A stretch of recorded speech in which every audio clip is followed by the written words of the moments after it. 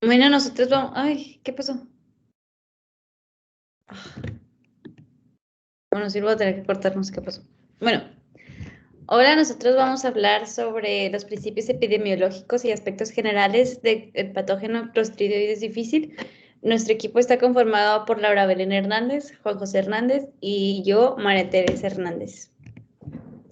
Primero que nada, una enfermedad emergente infecciosa, lo que definida por el Hospital Johns Hopkins, es aquella enfermedad que es previamente conocida o no, que está en un aumento rápido y en incidencia o rango geográfico en las 2 últimas décadas.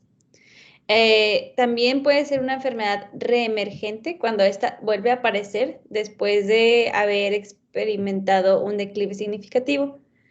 En este caso, Clostridium difficile es considerado un patógeno de una amenaza urgente en la lista de bacterias y hongos listados como resistencia antibiótica, como amenaza con resistencia antibiótica por la CDC.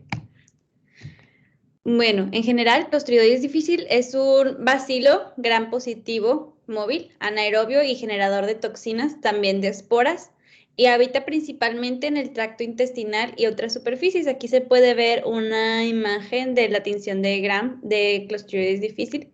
Y esta especie recibió un renombre. Antes era considerado como un Clostridium, ya que presenta muchas peculiaridades, o sea, similares a las bacterias del género Clostridium, pero esta fue con base en un análisis filogenético basado en el gen ribosomal 16S, fue posicionado en otro género junto con otra especie.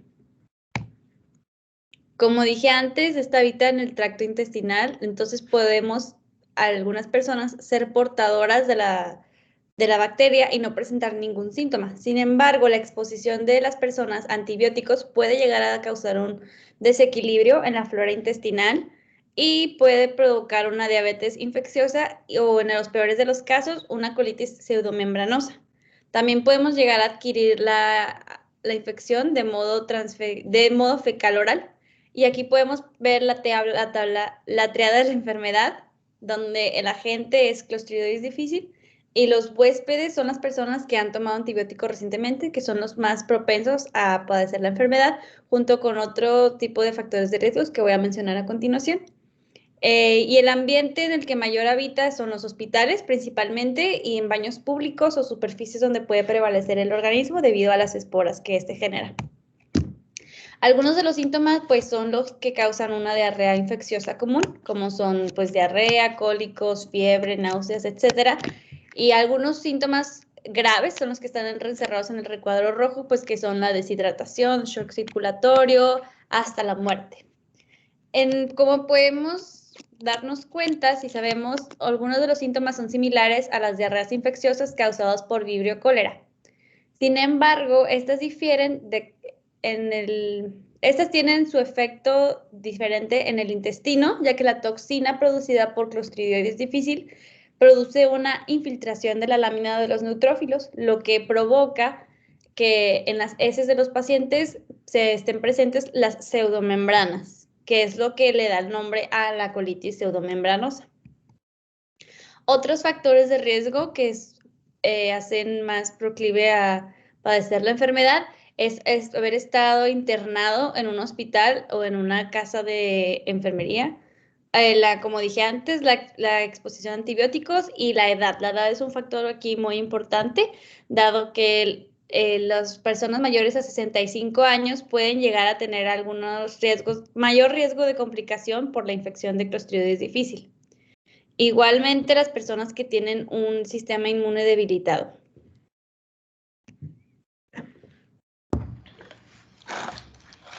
Ok, para el tratamiento de esta infección actualmente se usan 3, metronidazol, vancomicina y fidaxomicina. La vancomicina es un poquito más eficaz que el metronidazol y la fidaxomicina es la más costosa. O sea, primero se administran las 2 primeras. Si no funciona, se usa la fidaxomicina y esta pues tiene una mayor probabilidad de eficacia para reducir la recurrencia de esta enfermedad. En caso de que estas 3 no funcionen, se opta por el trasplante de microbiota fecal, como ya la última alternativa o una operación. Pero pues básicamente se tiene que devolver el equilibrio en el intestino y poner bacterias buenas, ya sea puede provenir de un familiar, por ejemplo, o de algún donante. Ok, las implicaciones personales y sociales. Esta enfermedad pues solamente puede llegar a la muerte y otras complicaciones físicas, pues una deshidratación, insuficiencia renal. Hay un caso bueno, hay varios casos, pero hay uno en especial de Peggy, es la persona que está en la imagen del medio. Ella contrajo la infección se hizo una endodoncia y ahí fue cuando se enfermó. Le empezaron a recetar antidiarreicos y pues eso empeoró la enfermedad por el desequilibrio que estuvo en su flora intestinal y murió. Entonces, la persona que está al lado, Christian, es su hijo, y su hermano hicieron una fundación que se llama Becky Foundation y ahorita ellos están intentando juntar firmas para que esta enfermedad sea notificada como obligatoria a nivel nacional en Estados Unidos, para que muchas personas sepan y para que se cuente cada diagnóstico, cada diagnóstico de infección y las personas sepan cómo accionar hacia esta situación.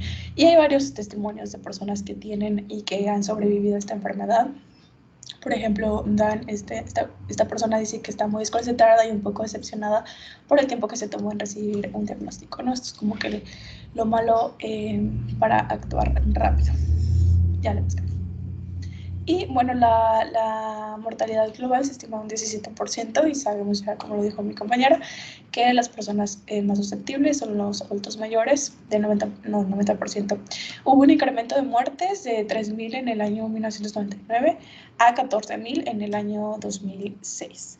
Y bueno, aquí se muestran un poco los costos por episodio y pues sí, o sea, dependiendo de cuántos días y en dónde se contrajo la enfermedad.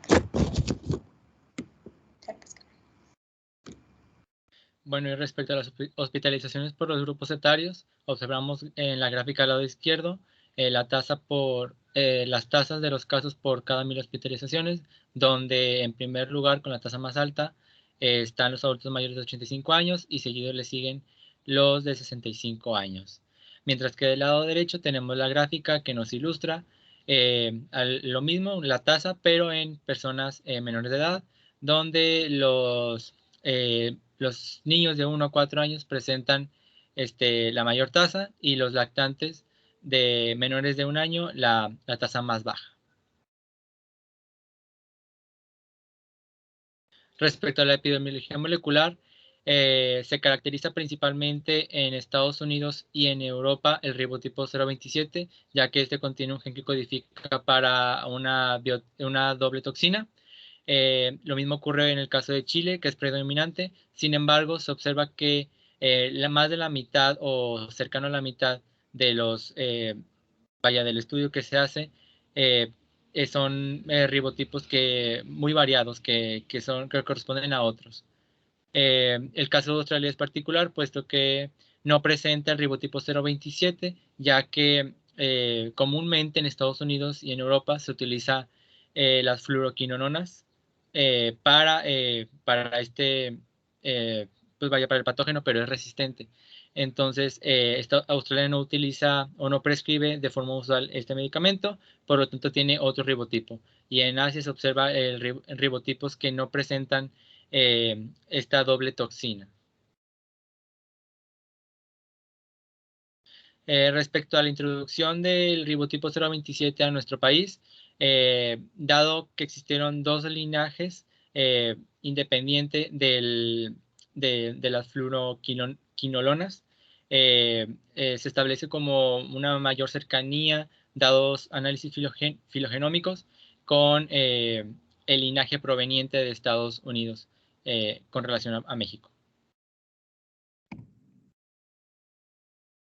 Y respecto a las tasas de incidencia, observamos del lado izquierdo en color verde una tasa de incidencia respecto a las hospitalizaciones, donde Estados Unidos tiene la mayor tasa con el 8%, mientras que en azul se observa la tasa de incidencia, pero en casos de comunidad donde también Estados Unidos presenta la mayor tasa, y a nivel general le sigue Polonia, con 6.18 en hospitalizaciones, en la tasa de hospitalización.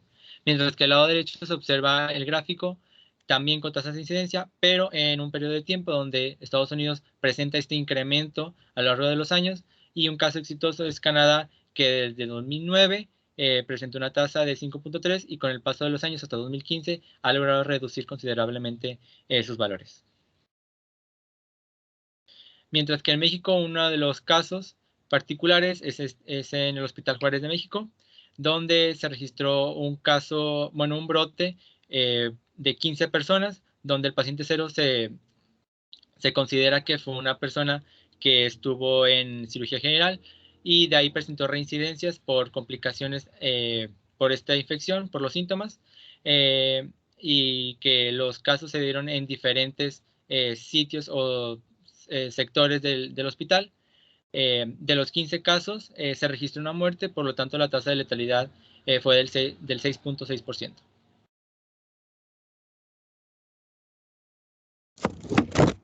Bueno, ya para finalizar nuestra exposición, el diagnóstico de la CDI es pues, se detecta por las toxinas, y hay tres. El inmunensayo enzimático es el que tiene menor tiempo de respuesta, entonces es el más utilizado, es el más popular. La SNAP, por una prueba de amplificación de ácido nucleico por método de PCR, es un poquito más costoso, entonces no es tan usual como las EIA. Y CITA es un ensayo citotóxico, pero pues casi no se usa. La desventaja de este diagnóstico es que se necesita comprobar, o sea, se necesitan hacer dos pruebas. La primera, si sale negativo, obviamente se descarta la infección, pero si sale positivo, se tiene que hacer otra segunda prueba. Si sale negativa esa segunda prueba, pues ya se vuelve a hacer como todo un diagnóstico pues más general y otra vez la clínica, ¿no? Y las estrategias de prevención, es muy importante usar batas y guantes desechables, tanto el personal de salud como los visitantes, lavar las manos con agua y con jabón, y no usar productos a base de alcohol, porque pues no le hace nada a las esporas. El aislamiento siempre es importante, mantener aislado a los pacientes y desinfectar las áreas cuando ya no estén. Y eso es todo.